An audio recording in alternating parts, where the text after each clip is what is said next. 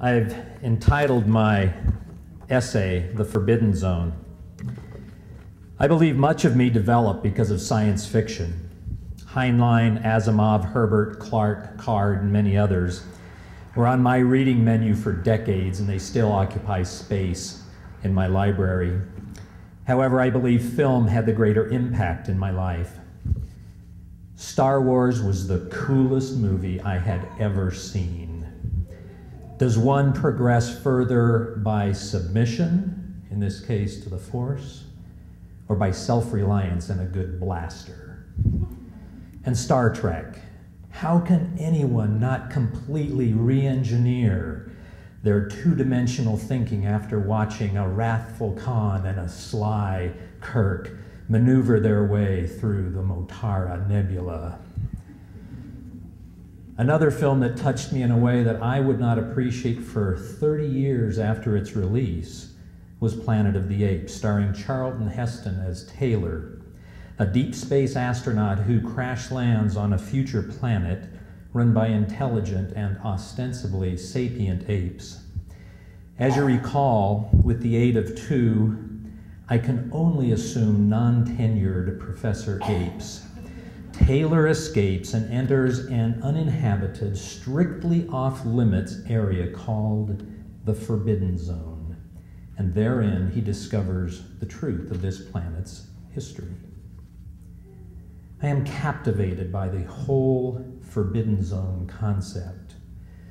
Granted, the words Forbidden Zone might resonate like a youth conference topic referring perhaps to specific anatomy, or perhaps some potentially toxic act with loss of blessings or even eternal exaltation.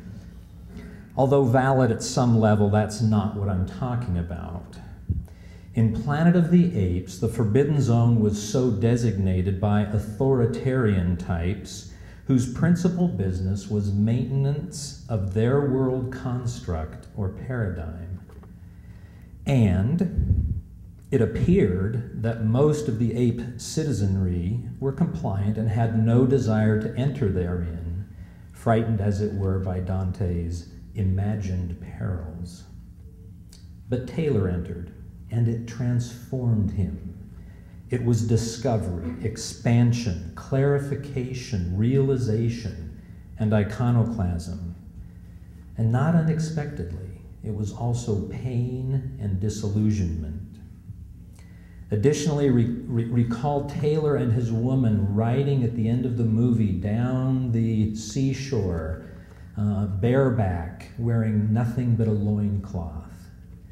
Yes, it was also gymnos, the Greek word for nakedness, from which we get gymnasium, where one learns best by shedding all pretense and preconception. I believe in the Forbidden Zone. It is an exquisite school and not toxic at all. And if it requires the purging of eternal exaltation thinking, so be it. In short, I believe it is the comfort and the ability to think freely, to shed the robes of fear, compliance, and judgment, and ask difficult questions, maybe about our traditional beliefs, our theology, our history, our future, our cosmology, our journey, and so much more. And the answers I have discovered are intensely personal. Forbidden Zone, call it what you will, but I believe it is freedom, it is release, it is passion and pure energy, it is agency, it is evolution and adventure, it is uninhibited discovery and learning. It is shaking off the chains of unbridled obedience. It is inner revolution, and it is paradoxically personal peace. And not unlike Taylor, I have my soul companion along for the ride.